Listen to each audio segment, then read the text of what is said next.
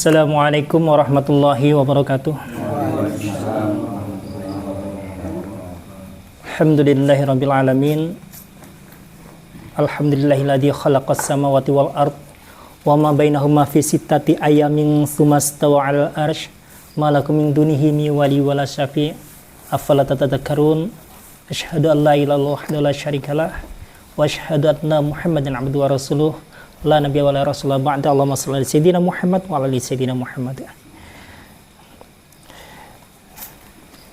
Bapak semuanya yang saya hormati, sugeng rawuh kalih Mbah sinten asmane? Mbah Rati Mejo nggih. Ngapunten nggih Mbah niki mengke ngagem bahasa Indonesia. Senes bahasa Jawi nggih. Ngapunten sanget nggih amargi nggih pakulinane mekaten. Rasa puji syukur kepada Allah Subhanahu wa taala senantiasa telah kita perbaharui sehingga dengan itu semuanya menjadikan kita ditambahkan nikmat karunia untuk kita semuanya, baik nikmat kesehatan, nikmat kesempatan beribadah, dan ini semuanya akan meningkatkan keimanan kita kepada Allah Subhanahu wa taala. Salam dan salam semoga tetap tercurah kepada Nabi Allah Muhammad sallallahu alaihi wasallam sebagai suri tauladan kita semuanya yang telah menunjukkan kita dari gelapnya kebodohan hingga mendapatkan cahaya yang terang benderang, ilmu pengetahuan yang banyak, arah hidup yang jelas, dan tentunya hakiki menuju hingga akhirat nanti. Pada materi malam hari ini saya akan bawakan materi yang ringan-ringan saja, yaitu materi mengenai hakikat kita dalam hidup ini adalah sebagai perantara. Perantara ini secara hakikat adalah hanya melanjutkan dari kalau bahasa Arabnya risalah gitu ya. Risalah itu surat itu perantara antara informan dan komunikan gitu ya. Jadi kepada yang memberi informasi dan yang diberi informasi. Kemudian risalah tadi, surat tadi kalau dalam bahasa kenabiannya sebutnya Rasul gitu ya, menjadi utusan. Sehingga kalau utusan ini kerjanya atau kegiatannya menjadi seorang perantara. Artinya kita semuanya ketika menjadi perantara secara otomatis kita melanjutkan risalah kenabian atau sebagai perantara dari Allah Subhanahu wa taala kepada objek ataupun umat. Gitu ya. Apakah akan sebesar itu perantara yang menjadi tugas kita semuanya? Ternyata tidak. Yang disebut perantara yang akan saya sampaikan adalah berangkat dari sebuah kisah bahwasanya kenapa kita perlu menjadi seorang perantara. Bisa jadi istri kita atau anak kita adalah menjadi anak yang soleh-soleha, istri menjadi istri soleha, tetangga kita menjadi tetangga yang baik, itu karena perantara kita menjadi pribadi yang baik.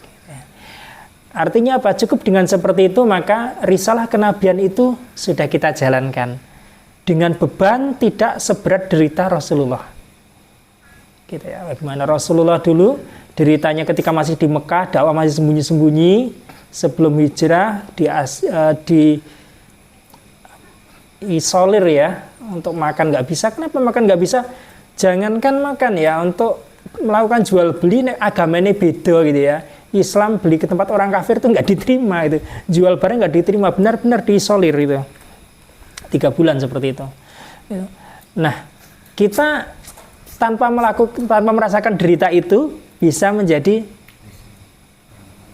perantara atau pembawa risalah tadi melanjutkan kenabian, risalah kenabian tadi.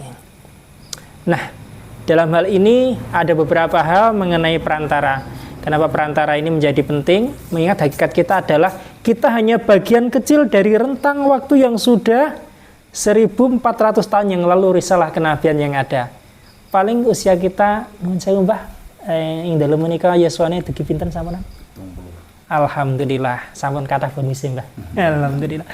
Nah, anggap saja usia kita sampai 100 tahun. Amin.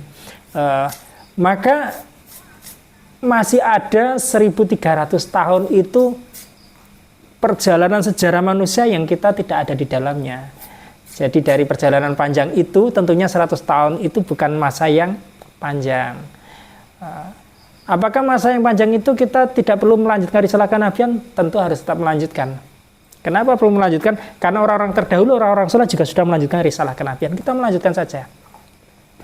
Hanya saja banyak bonusnya saat ini itu tadi kita tidak merasakan penderitaan seperih atau sesakit Rasulullah merasakan penderitaan.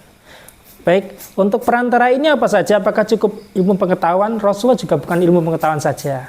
Rasulullah itu di usia 25 tahun. Makanya kalau kita bilang anak-anak sering mencontoh Rasulullah, terkadang saya mikir kayak balikan gitu ya. Kita 25 tahun itu kayaknya masih amit nuwun sewu. Nah, kalau saya itu kere gitu. Kemudian Rasulullah 25 tahun itu bisa menikahi Khadijah dengan 20 ekor unta gitu. Beda banget memang. Jadi memang secara kalau kita mencontoh Rasulullah itu berat. Hebatnya Rasulullah kan begitu ya. Apakah ketika sudah umur 40 tahun bisa mencontoh Rasulullah? Kayaknya juga tidak semuanya bisa. Dari masa 25 tahun dia bisa mahar 20 ekor unta, kemudian di usia 40 tahun wis melarat. Siapa yang kuat umur 40 tahun melarat gitu ya. Saya kira berat sekali mencontoh Rasulullah gitu. Jadi kalau kita katakan kenapa menjadi melarat kekurangan harta, itulah dia berjuang dengan harta sampai Khadijah istrinya. Kalau hartaku sudah habis, ibaratnya Rasulullah mau menyeberang ke suatu tempat, nggak ada kayu untuk jadi getek gitu ya biduknya, silakan tulang belulangnya itu disusun dinggo numpak. Yang penting Rasulullah bisa sampai di suatu tempat untuk berdakwah. Sampai begitu, saking sudah all out-nya seluruh harta diberikan untuk dakwah. Masalahnya kita ketika sudah 40 tahun ke atas itu malah mikirnya menambah harta gitu loh. Inilah yang bedanya kita dengan Rasulullah seperti itu. Nah, kemudian kita masih melegitimasi diri kita seakan-akan saya mencontoh Rasulullah. Kayaknya jauh kita gitu ya. Kita berlindung dari itu semuanya. Tentunya kita dalam hal ini mengumpulkan harta juga untuk berdakwah gitu. Mungkin dalam hal pengorbanan kita memang tidak akan bisa sebanding dengan Rasulullah, luar biasanya Rasulullah. Tapi kita masih melanjutkan risalah kenabian dengan cara sebagai perantara.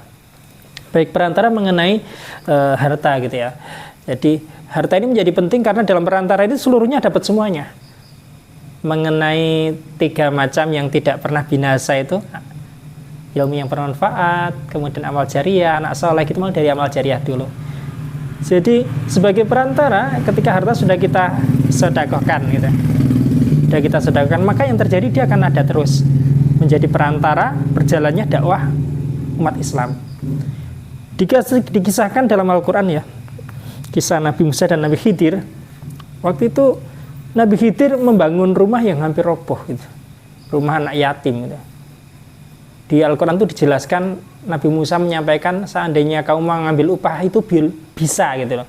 Kalau Nabi Khidir mau mengambil upah itu bisa. Kesimpulannya Nabi Musa, karena apa? Membangun rumah itu butuh tenaga yang ekstra gitu kan. Kita bisa melihat yang ini pekerja bangunan ya, tenaganya sangat ekstra. Apalagi zaman dulu yang serba keterbatasan peralatan untuk arsiteknya. Sehingga Nabi Musa saya berkomentar kalau seandainya Nabi Khidir mau minta upah itu bisa kok. Usul, maksudnya Nabi Musa itu usul. Tapi Nabi Khidir ini dihadirkan Allah untuk memberikan pelajaran kepada Nabi Musa. Akhirnya Nabi Khidir menyampaikan kepada Nabi Musa bahwasanya sesungguhnya anak yatim ini rumahnya mau roboh, masyarakat sekitar nggak ada yang membantu membangun. Padahal di bawah rumah yang saya bangun ini ada harta peninggalan orang tuanya. Jika suatu saat rumah ini bisa dipakai berteduh sampai anak ini dewasa dan dia bisa mendapatkan harta di dalamnya, maka sudah cukup. Jadi yang penting sampai dia dewasa rumah itu bisa dipakai, kemudian bisa menggali tinggalan orang tua yang di bawahnya karena anak yatim.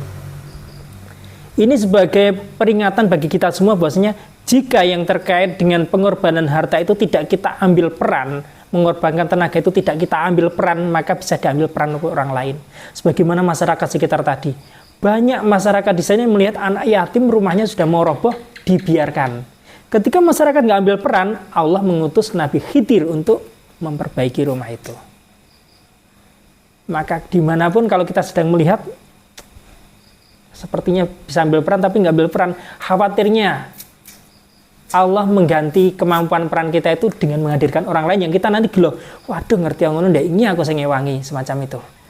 Khawatir yang itu. Kita semuanya sebagai perantara dan kita semuanya berpotensi untuk menabung pahala sebabnya sebagai perantara. Itu jadi peran kita itu bisa digantikan dengan orang lain, dengan harta orang lain, dengan tenaga orang lain.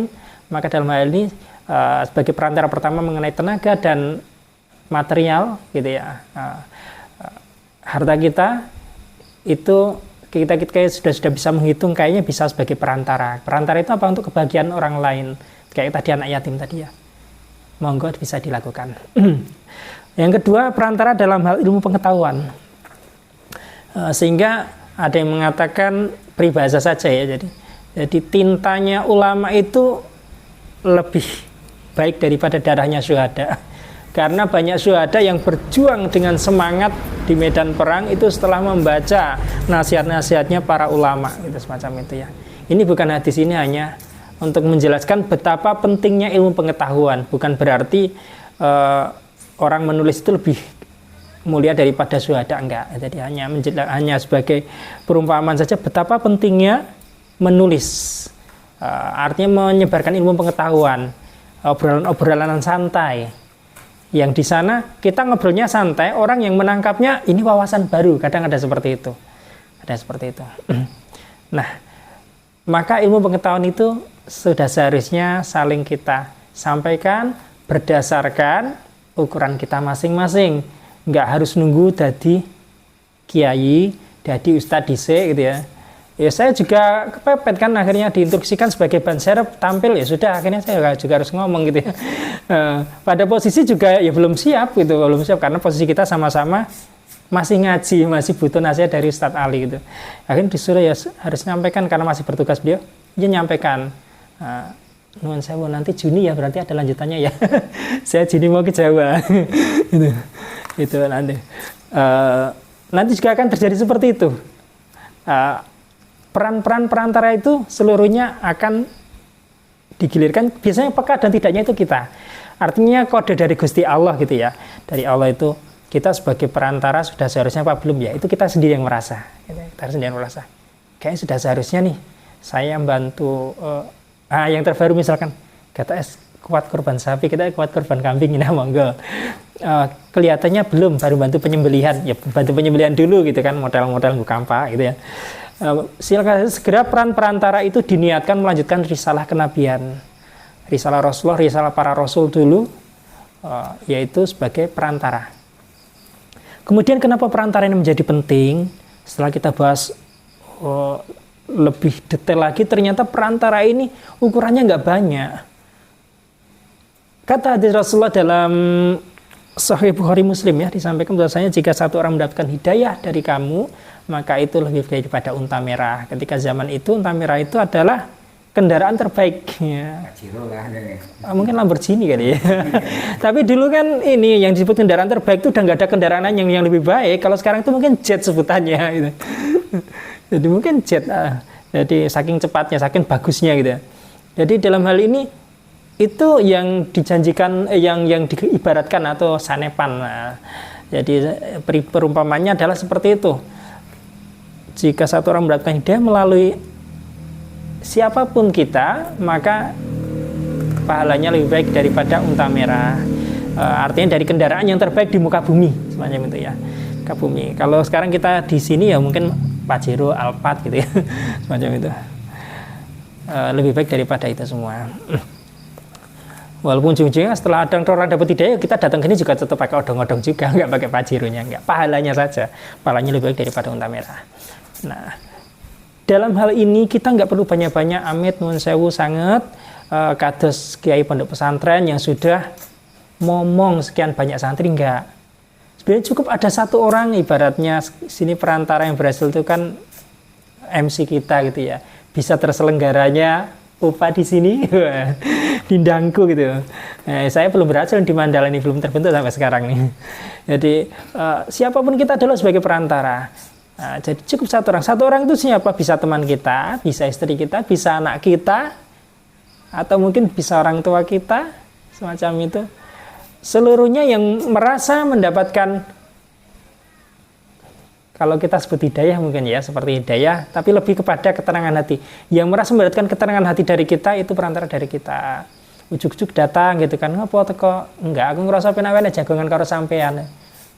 Jadi cirinya itu kan gini, ketika kita bertemu dengan seseorang, orang itu membuat kita teringat kepada Allah, itu teman yang terbaik kan semacam itu. Nah mungkin dia datang itu, kalau datang ke kita itu terasa langsung kayak imannya itu dicas gitu ya. Walaupun cuma ngobrolnya ngalor ngidul. Ketimbang mungkin dia nongkrong ataupun ngopi di tempat lain, ya isinya pisu-pisuan semacam itu ya. Jadi nggak apa-apa, 1-2 orang tidak apa-apa. Karena ukurannya cuma minimal 1 orang gitu, nggak banyak-banyak. Jadi yang banyak itu biarlah Rasulullah gitu, karena dia kuat dengan penderitaan dalam hidupnya. Para nabi itu, atau di sini para kiai, para ustadz itu, mungkin dia lebih dari 1 orang karena memang kondisinya lebih siap mentalnya, lebih siap ilmunya. Kalau kita ada 1 orang, alhamdulillah. Ya, seperti Mas Rahmat kemarin jenengan ngajak nggih. Mas Rahmat. Nggih, Mas Soleh. Nah, seperti itu. Coba kita jawil siji gitu aja. Dan kemudian saya itu di beberapa kali sama Mas Soleh itu beberapa kali ya, ini sedang pada posisi lagi semangat ngaji ya bagi saya itu kepada orang yang sudah semangat ngaji itu biasanya tak rem, khawatirnya nanti kalau semangat ngaji terlalu kuat itu kalau sudah capek ya istirahatnya lama. Khawatir saya begitu. Jadi kan saya cuma kembali ke hadis Nabi bahwasanya Islam itu kokoh, laluilah ia dengan lemah lembut. Tidak ada orang melaluinya dengan keras kecuali patah. Islam ini kokoh banget, jadi lemah lembut aja. Jadi nggak usah minta materi lebih, udah yang kita bicarakan di UPA saja. Nah, kalau mau yang lebih detail, lebih dalam, ya mungkin menyelenggarakan buat tentang pondok kajian umum. Ada itu di pondok ada. Kalau nanti pas ini cari info ke Pak Yanto terkait jadwal kajian untuk yang umum, kalau ada bisa nambah pengetahuan di sana. Artinya kitabnya lebih komplit, penjelasannya lebih gamblang. Kalau di sini ya nuwun sewu, hanya kita yang penting saling mengisi nasihat saja ringan-ringan untuk ngecas lah, sama-sama ngecas, ngumpul ngopi gitu ya. Kalau bapak-bapak biasanya kan dalu nih menika nggih kula niku kadang kan gaple. Dilan gaple nggih. Nah, sekali-kali nggih ngas ngaten. Ngas. Nah, untuk itulah perantara ini, kembali ke perantara tadi, minimal hanya 1 orang, ternyata nggak banyak-banyak. Bisa jadi tadi misalkan Mas Soleh ini kan nggak datang di sana, ternyata ada temannya terinspirasi melihat Mas Soleh baru posting ya sholat isya nggih. Soleh sholat isya. Ada yang terketuk hatinya, karena saya juga pernah bersama pecandu narkoba begitu. Pecandu narkoba ternyata kompak dia itu. Jadi dari Lampung, ada temennya pengen sembuh, itu didukung. Karena apa? Mau sembuh itu sulit. Jadi aku pengen sembuh. Oke, nek kowe pengen sembuh aku duduk kayak gini. Pengen di Bandung ya, di Bandung. Patungan mereka ngongkos yang sitok iki gen aja ngumpul karo rombongan kuwi neh. Jadi mereka itu pengennya ya rusak-rusak sendiri, tapi nek yang pengen sembuh itu didukung. Diongkosi ke Jawa.